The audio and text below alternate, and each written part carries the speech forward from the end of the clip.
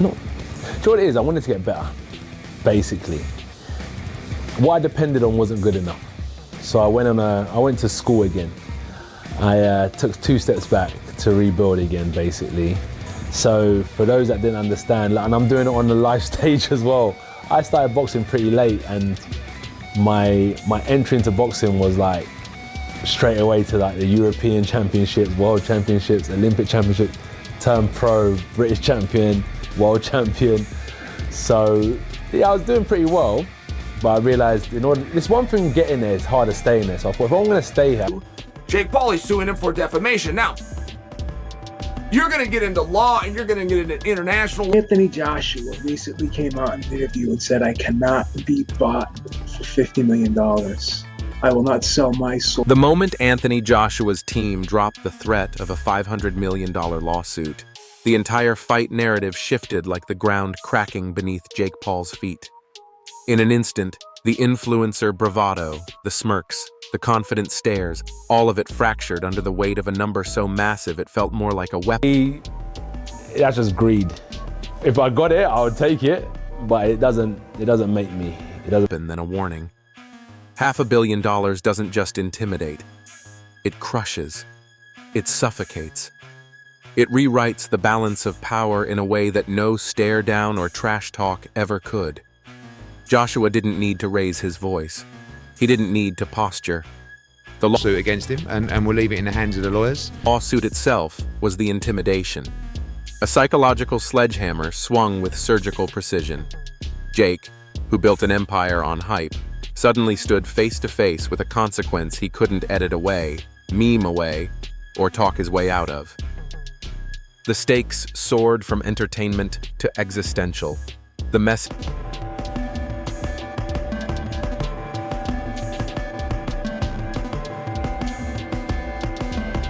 was absolute. Backing out is not an option. The fight must happen. Joshua's team isn't bluffing, and that is what makes the threat so terrifying. When a fighter backed by elite promoters and billionaire broadcasters says they will file, they will file. They have things going on, so maybe it's a sign of things to come, and Eddie might have nudged himself back into favor again. Have the lawyers, the resources, the leverage, and the appetite to enforce every clause of every contract Jake signed. Jake Paul, who has always controlled his own narrative, suddenly discovered what it feels like to lose control completely. The influencer world met the real world, and the collision was catastrophic.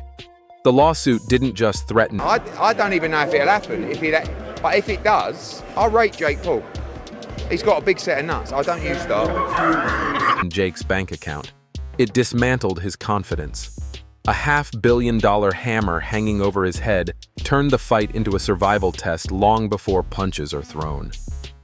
Every legal move from Joshua's camp tightened the noose. Every clause became a chain. Every discussion in Jake's team meetings turned into a damage control session. My lawyers are dealing with that. So I haven't really even put any thought into it. Don't care. You know, I get sued all the time for stupid shit. I'm 5-0. Fans watching sensed something darker happening behind the scenes. The showman who spent years mocking, provoking, and maneuvering opponents suddenly looked like a man trapped. The smirk faded. The eyes told the story. The storm was getting too big to outrun. Joshua's dominance extended far. Or not, this is a car crash, and people will watch it because that's what people do at car crashes. That's what this is. Far beyond the ring. He weaponized the legal system like a seasoned tactician, cornering Jake on every front, financially, psychologically, and publicly. The lawsuit turned fan hype into a trial, a reckoning. Jake Paul wasn't just fighting a heavyweight now. He was fighting the consequence. The problem that Paul ran into is when Feldman turned in a ridiculous decision, which is where Paul should have left it. Of stepping into a world governed by real contracts, real penalties, and real power. The lawsuit exposed his naivety. Jake built a persona on stubbornness, bravado, and fearless marketing. But stubbornness has limits. And Joshua, backed by corporate alliances and legal muscle, wasn't playing influencer games. Every second after the lawsuit announcement felt heavier. The threat grew larger, louder, impossible to ignore. Reality came crashing down. Jake Paul didn't just miscalculate. He underestimated. This is a one-round job because AJ, even though he's past his best, even though he's seen better days, he throws a nice 1-2 down the middle. He's got a nice bit of distance, and fake Paul can't fight. He just can't. I don't care what anybody tells me. He can't fucking fight. He lost to Tommy Fury for crying out loud. The machinery of professional boxing. Every excuse he might have rehearsed turned into a liability. Every hesitation became a risk. And slowly, unmistakably, the bravado cracked. The document wasn't just paperwork. It was a flamethrower aimed at Jake Paul's ego. Suddenly, the entire world watched a man known for controlling the internet lose control in real time. Fans went from entertained to fascinated to almost uncomfortable. They saw humiliation. I'm not sure, really. You know, Jake Paul's a cruiserweight, isn't he? Not even that. You know, he won't be anywhere near his biggest partner, man. Unfolding, not from punches, but from power. Joshua's $500 million threat wasn't symbolic. It was a guillotine blade hanging by a single fraying thread. Even Jake's loudest supporters could sense the shift.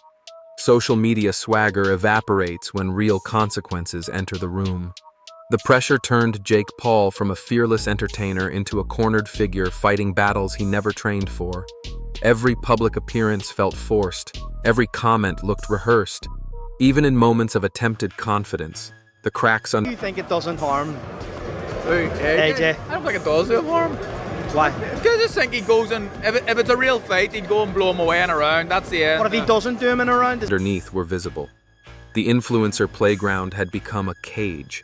Every move Jake made was scrutinized by analysts, fans, promoters, and legal experts. Every word came with implications. Simple decisions, when to speak, how to pose, what to tweet, were suddenly landmines. The psychological weight grew unbearable. Joshua's team engineered a battlefield where Jake couldn't hide. The ring felt like a courtroom. The lawsuit felt like a sentence. And Joshua felt like a man holding all the keys. Analysts like Chael Sonnen didn't hold back. He spotlighted how overconfidence had finally caught up to Jake. The lawsuit wasn't an empty threat. It was a reminder that Joshua could take everything Jake had built. Sonnen painted the scenario perfectly. Jake wasn't just facing a heavyweight. He was facing consequences larger than anything he had ever dealt with. Then came Carl Froch, driving the dagger deeper. Froch made it clear that Joshua's power extended. I'm not saying he can't fight. I'm not saying he's rubbish. I'm not saying he's useless. But we will see how good he is. And if I'm right in what I'm saying, he'll quit. Beyond physical dominance. He's a force backed by legal might, Froch suggested. Jake's feint, his footwork, his pace, even his press conferences were overshadowed by the threat of catastrophic financial ruin. The audience could practically feel the weight suffocating him. And Dave Allen echoed what millions saw, the crushing imbalance. Joshua's physical size, ring experience, and now legal leverage created a pressure Jake wasn't built to handle. No amount of social media bravado could mask the reality that he was the smaller man entering a shark tank with blood on him. Jake tried to appear calm. He tried to fire back online, but the tension swallowed him. Fans watched the slow collapse of confidence in real time. Anxiety seeped through the cracks. Even the bravest facade can't survive the threat of losing $500 million and global credibility. Then Carl Frampton added the final twist. Joshua puts 10-ounce gloves on and gets in a boxing ring and Jake Paul is in the other corner. This won't last long. This will last as long as Josh wants it to last. The lawsuit wasn't just intimidation. It was a cage. Jake Paul wasn't just trapped financially. He was trapped psychologically. Every hesitation became magnified. Every misstep carried dual consequences: public humiliation and financial devastation. Frampton framed the situation as a trial by fire, a cinematic collapse of overconfidence. Fans felt the countdown, not to the fight, but to the breaking point. Tom Little took it further, describing an environment where quitting wasn't just a possibility. It was starting to look inevitable. Every training session, every social media post, every public appearance carried the shadow of legal doom. Little highlighted what many whispered. Jake's persona, carefully curated for years, might not survive this storm. The lawsuit didn't just threaten money, it threatened the myth of Jake Paul.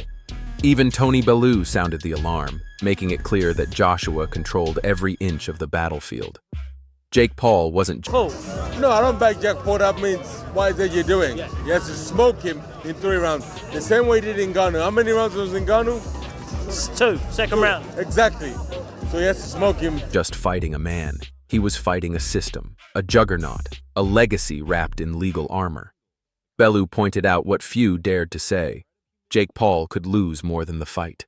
He could lose the empire he built, the influence he cultivated, the identity he crafted. Every second of preparation now carried the weight of consequences that stretched far beyond the ring. Derek Chisora added urgency to the chaos. Joshua's strategy was brutal and efficient. Jake Paul wasn't just fighting under pressure, he was fighting under survival conditions. Chisora reminded everyone that Joshua thrives in pressure-filled environments. Jake Paul? Not so much. By the time Sam Jones spoke, the picture was complete. He highlighted the deadly combination. A well-placed punch could end the fight. A well-timed legal move could end Jake's career. Jake Paul was surrounded on all sides. Legally, financially, mentally, physically. Fans didn't just sense the tension. We can all joke, but nobody wants any permanent damage to happen to Jake Paul. But if Anthony Joshua hits Jake Paul with the right hand he hit Francis Ngannou with, he could brown bread him. They felt it tighten like a vice. The final countdown begins. The pressure closes in. The storm becomes total. Jake Paul stands at the center of a battlefield he never prepared for, boxed in by contracts, cameras, consequences, and a heavyweight who controls every piece of the board. When the bell rings, everything comes to a head.